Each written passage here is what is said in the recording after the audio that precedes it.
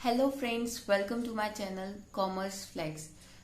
Guys, lecture start करने से पहले मैं आपको एक छोटी सी इन्फॉर्मेशन देना चाहती हूँ। अगर आपको मेरी वीडियो अच्छी लगे तो प्लीज मेरे चैनल को लाइक कीजिए और सब्सक्राइब भी कीजिए। और अगर आपको कोई क्वेरीज हो, प्रॉब्लम्स हो तो आप कमेंट बॉक्स में जाके कमेंट भी कर सकते हैं। So now let's begin with the lecture 2। This is a continuing lecture, introduction to economics.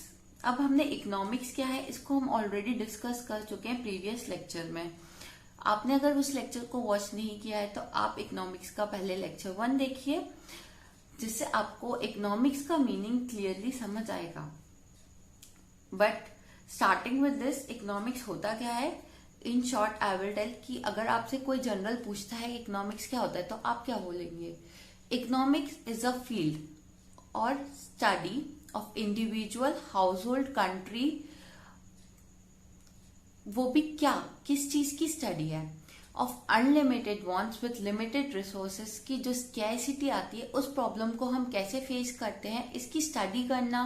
और हम क्या एज अ रैशनल कंज्यूमर क्या डिसीजंस लेते हैं, उसको पढ़ना, हम उसको बोलते हैं इकोनॉमिक्स। अब now let's discuss. Economics is further categorized into two categories, that is microeconomics, macroeconomics. और इसको दो टर्म देने वाले, micro and macro, was the economics name was Ragnar Fritz. Okay ना, माइक्रो का मतलब क्या होता है? छोटा, माइन्यूट, स्मॉल। एंड मैक्रो का मतलब लार्ज, बड़ा। तो इससे तो हम ये समझते हैं कि माइक्रो इकोनॉमिक्स में हम बात करते हैं एक छोटे लेवल पे, और मैक्रो इकोनॉमिक्स में हम बात करते हैं एक बड़े लेवल पे, हाई लेवल पे। माइक्रो इकोनॉमिक्स में हम जनरली बात करते हैं इंडिविजुअल की। अब इंडिविजुअल में क्या इंक्लूड होता है? Consumer, producers. Where macro economics में हम बात करते हैं नेशन एज अ होल की, कंट्री की, इकोनॉमी की। अब कंज्यूमर की प्रॉब्लम्स को पढ़ने के लिए कुछ थ्योरीज हैं, जैसे theory of demand, utility analysis and all this. ये हम आगे के अपकमिंग चैप्टर्स में पढ़ेंगे। वेयरएज प्रोड्यूसर्स की जो थ्योरीज हैं वो है theory of supply, production function, cost function, revenue function, producers equilibrium. और जब कंज्यूमर और प्रोड्यूसर एक जगह पे मीटअप करते हैं तो मार्केट। इस सब को हम माइक्रो इकोनॉमिक्स के अंदर पढ़ते हैं। अब मैक्रो इकोनॉमिक्स में हम नेशन एज अ होल की बात करते हैं, इकोनॉमी की, एक कंट्री की। इसमें हम budget, BOP, balance of payment, physical policy, इस सब टॉपिक्स को डिस्कस करते हैं। गाइस, दिस इज जस्ट, ये एक फ्लो चार्ट है। इससे हमें क्लास 11 और 12 के जो सब्जेक्ट्स कैटेगराइज किए गए हैं और इन सब्जेक्ट्स में हमें क्या पढ़ना है ये एक्सप्लेन है। जनरली इकोनॉमिक्स में होती दो कैटेगरी है, माइक्रो और मैक्रो। बट एक सब कैटेगरी भी होती है इंडियन इकोनॉमी फॉर डेवलपमेंट। ये एक तरीके का मिक्सचर है माइक्रो का और मैक्रो का। इसमें हम इंडिया के रिगार्डिंग पढ़ते हैं कि इंडिया में ग्रोथ कैसे हो रही है, डेवलपमेंट कैसे हो रहा है, इसकी क्या इकोनॉमिक पॉलिसीज हैं, इस सब को हम डिस्कस करते हैं इंडियन इकोनॉमी डेवलपमेंट के अंदर। अब माइक्रो इकोनॉमिक्स क्या होती है? इकोनॉमिक्स जिसकी हम स्टडी करते हैं एट एन स्मॉल लेवल, छोटे स्केल पे हम जिसकी प्रॉब्लम को अंडरस्टैंड करते हैं और सॉल्व करते हैं। इसमें हम बात करते हैं कंज्यूमर की, प्रोड्यूसर्स की। अब कंज्यूमर को पढ़ने के लिए हम पढ़ते हैं law of demand, utility analysis, cardinal approach, ordinal approach.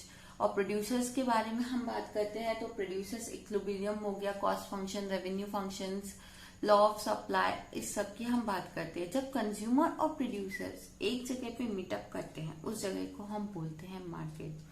और मार्केट पे ही किसी भी प्रोडक्ट के प्राइस को हम डिटरमाइन करते हैं। तो एज अ रिजल्ट हमें क्या पता चलता है? प्रोडक्ट की प्राइस क्या है। Next is macro. Macro economics में हम बात करते हैं लार्ज स्केल की। इसमें हम बात करेंगे एग्रीगेट डिमांड, एग्रीगेट सप्लाई की, वो भी इकोनॉमी में कैसे हो रही है।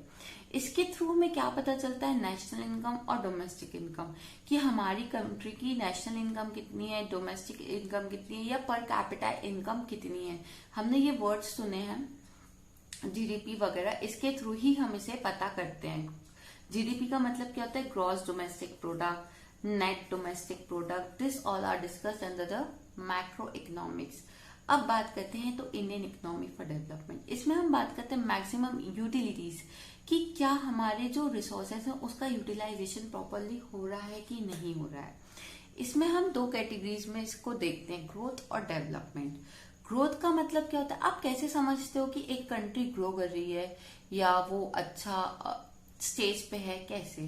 किसी भी कंट्री की ग्रोथ को देखने के लिए हम उस कंट्री का चेक करते हैं GDP, that is gross domestic product. अगर हम उस कंट्री का जीडीपी इंक्रीज हो रहा है, इसका मतलब है कि that country is growing. Whereas development का मतलब क्या होता है कि किसी कंट्री की हेल्थ फैसिलिटीज, एजुकेशन सेक्टर, इस सब इंफ्रास्ट्रक्चर, इन सबको देखना, और अगर ये ग्रो करता है तो इसको हम बोलते हैं development. GDP can be calculated in quantitative term, whereas development is generally calculated in qualitative term. Second, इसको देखने के लिए एक छोटा सा एग्जाम्पल है। सपोज आज आपकी इनकम 20,000 है एंड धीरे धीरे आपकी इनकम इंक्रीज हो रही है from 1,000 rupees per year and suppose it is reached up to 30,000. Okay, that means you are growing, your income is growing, growth हो रही है, ठीक है। अब नेक्स्ट हम बात करते हैं डेवलपमेंट की। सपोज जैसे स्केल के साथ आपकी ग्रोथ हो रही है, उस स्केल के साथ क्या आपका डेवलपमेंट हो रहा है? इनकम बढ़ रही है तो क्या आपका लिविंग ऑफ स्टैंडर्ड बढ़ रहा है? क्या आप अपने जो पैसे हैं वो अपने ऊपर खर्च कर रहे हैं? उससे आपका डेवलपमेंट पता चलता है। कुछ लोग को हम कहते हैं ना कंजूस है, इनकम तो उनकी बढ़ती है पर वो पैसा खुद पे इन्वेस्ट ही नहीं करते, मतलब उनका स्टैंडर्ड ऑफ लिविंग जो है वो बढ़ता ही नहीं है। तो इससे हम एक कंक्लूजन ड्रॉ कर सकते हैं कि growth is possible without development. मतलब ग्रोथ तो होगी लेकिन जरूरी नहीं है कि डेवलपमेंट हो, बट डेवलपमेंट जब तक नहीं हो सकता है जब तक ग्रोथ ना हो। जब तक भाई आपके पास पैसे नहीं आएंगे, जब तक आपकी इनकम नहीं बढ़ेगी, तो तब तक आप डेवलप नहीं होगे, आपका जो स्टैंडर्ड ऑफ लिविंग है वो अपग्रेड नहीं होगा। तो आज की क्लास में बस इतना ही। अगर आपको मेरी वीडियो अच्छी लगे तो प्लीज कमेंट कीजिए, और साथ में जो नोट्स मैं आपको प्रोवाइड कर रही हूँ इसकी आपको डिस्क्रिप्शन बॉक्स में लिंक मिल जाएगी, तो आप वहां से नोट्स डाउनलोड भी कर सकते हैं। Thank you.